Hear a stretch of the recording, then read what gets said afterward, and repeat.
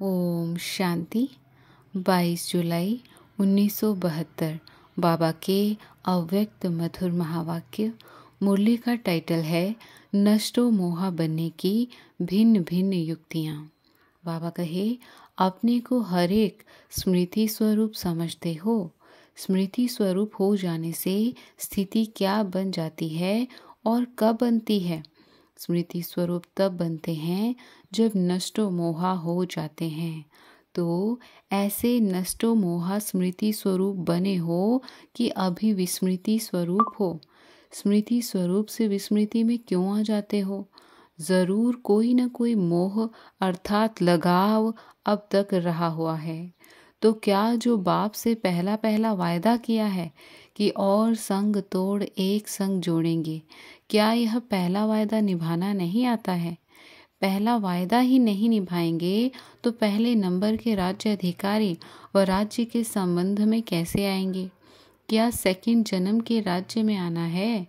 जो पहला वायदा नष्टो मोहा होने का निभाते हैं वही पहले जन्म के राज्य में आते हैं। पहला वायदा कहो व पहला पाठ कहो व ज्ञान की पहली बात कहो व पहला अलौकिक जन्म का श्रेष्ठ संकल्प कहो, क्या इसको निभाना मुश्किल लगता है? अपने स्वरूप में स्थित होना व अपने आप की स्मृति में रहना, यह कोई जन्म में मुश्किल लगा? सहज ही स्मृति आने से स्मृति स्वरूप बनते आए हो ना। तो इस अलौकिक जन्म के स्वस्वरूप को स्मृति में मुश्किल क्यों अनुभव करते हो? जबकि साधारण मनुष्य के लिए भी कहावत है कि मनुष्य आत्मा की विशेषता ही यह है कि मनुष्य जो चाहे वह कर सकता है। पशुओं और मनुष्य आत्मा में मुख्य अंतर यही तो है।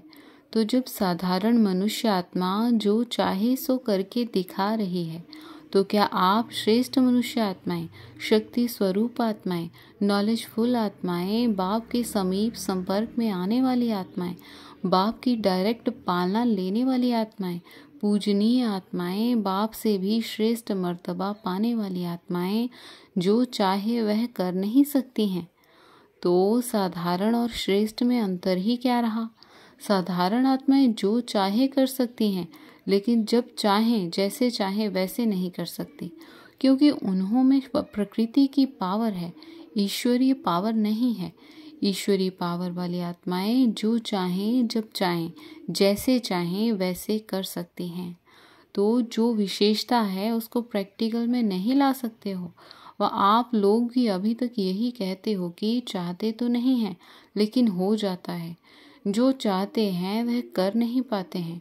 यह बोल मास्टर सर्वशक्तिवान के व श्रेष्ठ आत्माओं के नहीं हैं, साधारण आत्माओं के हैं। तो क्या अपने को साधारण आत्माएं समझते हो? अपना अलौकिक जन्म, अलौकिक कर्म जो है उसको भूल जाते हो। किसी भी वस्तु से व किसी भी व्यक्ति से कोई भी व्यक्त भाव से लगाव क्यों होता है? क्या जो भी वस्तु देखते हो उन वस्तुओं की तुलना में जो अलौकिक जन्म की प्राप्ति है वह और यह वस्तुएं, उन्हों में रात दिन का अंतर नहीं अनुभव हुआ है क्या? क्या व्यक्त भाव से प्राप्त हुआ दुख और शांति का अनुभव अब तक पूरा नहीं किया है क्या? जो भी व्यक्ति देखते हो उन सर्व व्यक्तियों से पुरानी दुनिया के नातों को व संबंध को इस अलौकिक जन्म के साथ समाप्त नहीं किया है। जब जन्म नया हो गया तो पुराने जन्म के व्यक्तियों के साथ पुराने संबंध समाप्त नहीं हो गए क्या? नए जन्म में पुराने संबंध का लगाव रहता है क्या? तो व्यक्तियों से भी लगाव रख ही कैसे सकते हो? जबकि वह जन्म ही बदल गया तो जन्म के साथ संबंध और कर्म नहीं बदला। या तो यह कहो कि अब तक अलौकिक जन्म नहीं हुआ है। साधारण रीति से जहाँ जन्म होता है, जन्म के प्रमाण ही कर्म होता है, संबंध संपर्क होता है। तो यहाँ फिर जन्म अलौकिक और संबंध लौकिक से क्यों और कर्म फिर लौकिक क्यों? तो अब बताओ, नष्टो मोहा होना सहज है व मुश्किल? मुश्किल क्यों होता है? क्योंकि जिस समय मोह उत्पन्न होता है उस समय अपनी शक्ल नहीं देखते हो। आईना तो मिला हुआ है ना, आईना साथ में नहीं रहता है क्या? अगर शक्ल को देखेंगे तो मोह खत्म हो जाएगा। अगर यह देखने का अभ्यास पड़ जाए तो अभ्यास के बाद ना चाहते भी बार बार स्वतः ही आईने की तरफ खींच जाएंगे। जैसे स्थूल में कईयों को आदत होती है बार बार देखने की, प्रोग्राम नहीं बनाते लेकिन ऑटोमेटिकली आईने तरफ चले जाते हैं, क्योंकि अभ्यास है। यह भी नॉलेज रूपी दर्पण में, अपनी स्वमान रूपी दर्पण में बार बार देखते रहो तो देह अभिमान से फौरन ही स्वमान में आ जाएंगे। जैसे स्थूल शरीर में कोई भी अंतर मालूम होता है तो आईने में देखने से फौरन ही उसको ठीक कर देते हैं, वैसे ही इस अलौकिक दर्पण में जो वास्तविक स्वरूप है इसको देखते हुए जो देह अभिमान में आने से व्यर्थ संकल्पों का स्वरूप, व्यर्थ बोल का स्वरूप व व्यर्थ कर्म व संबंध का स्वरूप स्पष्ट देखने से व्यर्थ को समर्थ में बदल देते हैं, फिर यह मोह रहेगा क्या?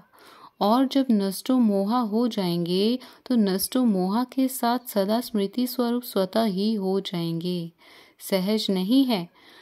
जब सर्व प्राप्ति एक द्वारा होती है तो उसमें तृप्त आत्मा नहीं होते हो क्या?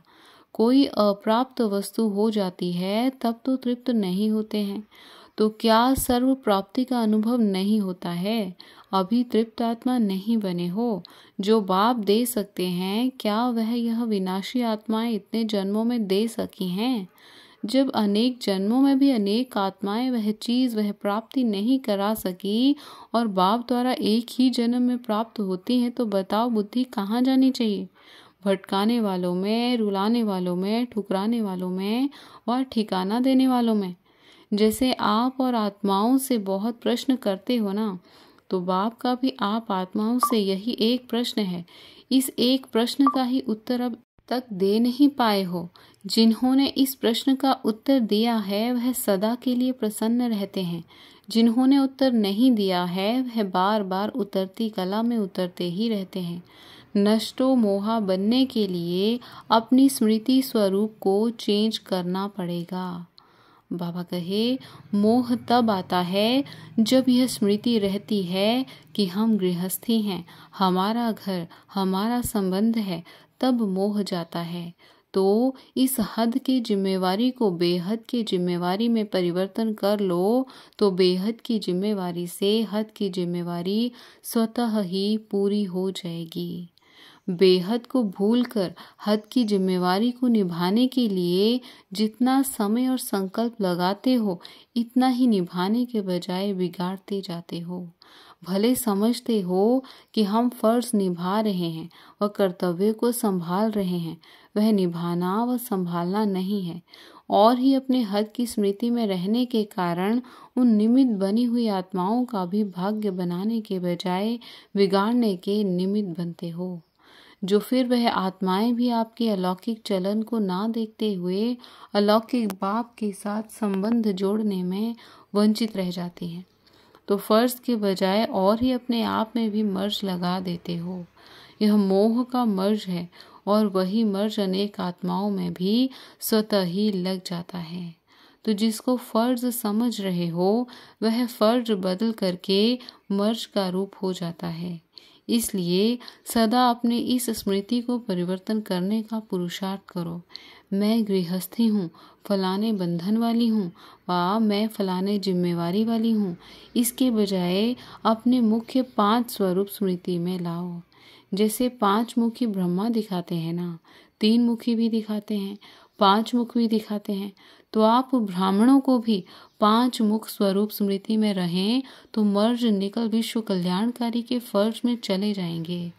वह स्वरूप कौन सा है जिस स्मृति स्वरूप में रहने से यह सभी रूप भूल जाएं?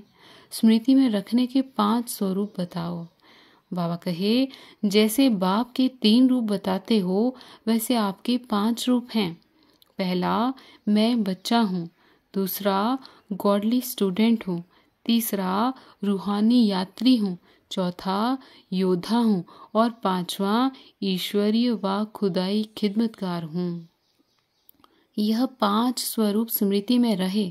सवेरे उठने से बाप के साथ रूह रिहान करते हो ना, बच्चे रूप से बाप के साथ मिलन मनाते हो ना, तो सवेरे उठने से ही अपना यह स्वरूप याद रहे कि मैं बच्चा हूँ, तो फिर गृहस्थी कहाँ से आएगी। और आत्मा बाप से मिलन मनाए, मिलन से सर्व प्राप्ति का अनुभव हो जाए, तो फिर बुद्धि यहाँ वहाँ क्यों जाएगी। इसलिए सिद्ध है कि अमृत वेले के इस पहले स्वरूप की स्मृति की ही कमजोरी है, इसलिए अपनी गिरती कला के रूप स्मृति में आते हैं। ऐसे ही सारे दिन में अगर यह पांचों ही रूप समय प्रति समय भिन्न भिन्न कर्म के प्रमाण स्मृति में रखो, तो क्या स्मृति स्वरूप होने से नष्टो मोहा नहीं हो जाएंगे। इसलिए बताया, मुश्किल का कारण यह है जो शक्ल को नहीं देखते हो, तो सदैव कर्म करते हुए अपने दर्पण में इन स्वरूपों को देखो कि स्वरूपों के बदली और स्वरूप तो नहीं हो गया, रूप बिगड़ तो नहीं गया। देखने से बिगड़े हुए रूप की सुधार लेंगे और सहज ही सदाकाल के लिए नष्टो मोहा हो जाएंगे। समझा। अभी यह तो नहीं कहेंगे कि नष्टो मोहा कैसे बने, नहीं, नष्टो मोहा ऐसे बने। कैसे शब्द को ऐसे शब्द में बदल देना है, जैसे यह स्मृति में लाते हो कि हम ही ऐसे थे और फिर से ऐसे बन रहे हैं, तो कैसे शब्द को ऐसे में बदल लेना है। कैसे बने इसके बजाय ऐसे बने, इसमें परिवर्तन कर लो तो जैसे थे वैसे बन जाएंगे। कैसे शब्द खत्म हो ऐसे बन ही जाएंगे। अच्छा, ऐसे सेकंड में अपने को विस्मृति से स्मृति स्वरूप में लाने वाले, नष्टो मोहा सदा स्मृति स्वरूप बनने वाले समर्थ आत्माओं को बाप दादा का याद प्यार और नमस्ते। अच्छा, ओम शांति।